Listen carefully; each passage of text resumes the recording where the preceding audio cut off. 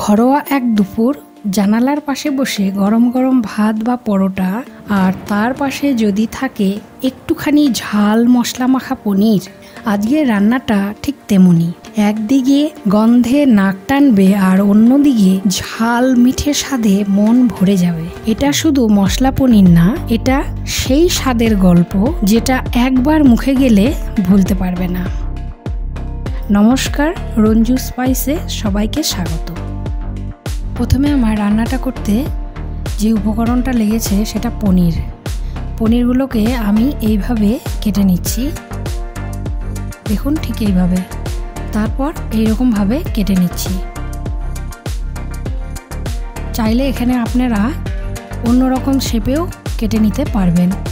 এবার আমি পেস্ট বানাচ্ছি। এদিকে দিয়ে দিচ্ছি রসুন, দিয়ে দিচ্ছি কাঁচা লঙ্কা, পেঁয়াজ আর দিয়ে দিলাম আদা।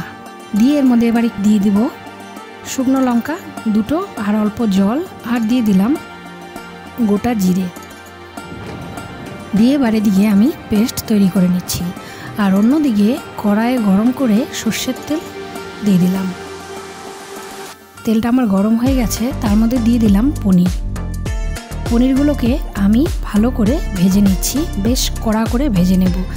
চাইলে আপনারা নাও ভাজতে পারেন, এটা এইরকম কাঁচা পনির দিয়েও করে নিতে পারবেন, ওটাও খেতে ভালো লাগে। দিয়ে দিলাম হলুদ গুঁড়ো, দিয়ে দিলাম লবণ, দিয়ে আমি এইরকমভাবে ভেজে নিচ্ছি।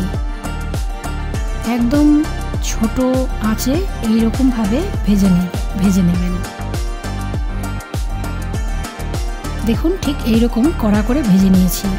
আর বাকি যে পনিরগুলো ছিল সেগুলো আমি ভেজে নিচ্ছি। আমার পনিরগুলো ভাজা হয়ে গেছে। এরপরে ওই তেলের মধ্যেই দিয়ে দিলাম অল্প একটু জিরে আর দিয়ে দিলাম জয়িত্রী। ফোড়নে সুন্দর একটা গন্ধ বের হয়ে আসছে। আর দিয়ে দিলাম এর মধ্যে 1 টেবিল চামচের মতো ঘি। দিয়ে এবার নাড়াচাড়া করে নিচ্ছি। সুন্দর একটা গন্ধ বের হয়ে আসছে। এর মধ্যে দিয়ে দিলাম আমি ওই পেস্টগুলো।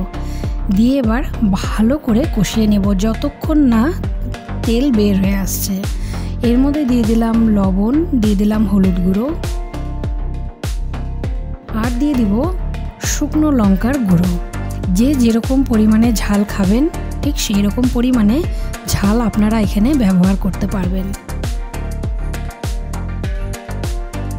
দেখুন ঠিক এইরকম পরিমাণে হলো। এরপর ওই পাত্রটা ধুয়ে অল্প পরিমাণে জল দিয়ে দিলাম।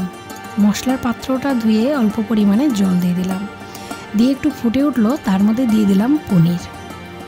দিয়ে এবার ভালো করে নাড়াচাড়া করে নিচ্ছি। দেখুন ঠিক এইরকমভাবে।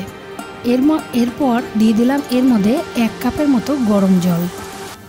দিয়ে এবার ভালো করে নাড়াচাড়া করে নিচ্ছি। মশলাটার সাথে পনিরটা ভাজা হয়ে গেল, জল দিয়ে একটু ফুটিয়ে নিচ্ছি।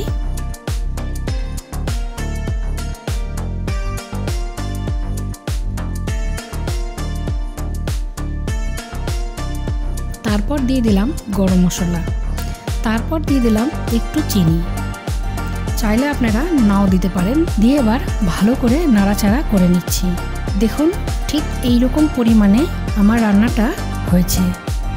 আমার রান্নাটা হয়ে গেছে। এতক্ষণ আমার সাথে থাকার জন্য অসংখ্য ধন্যবাদ। লাইক করবেন, শেয়ার করবেন। যারা নতুন হয়ে আছেন সাবস্ক্রাইব করতে একদম ভুলবেন না। নমস্কার।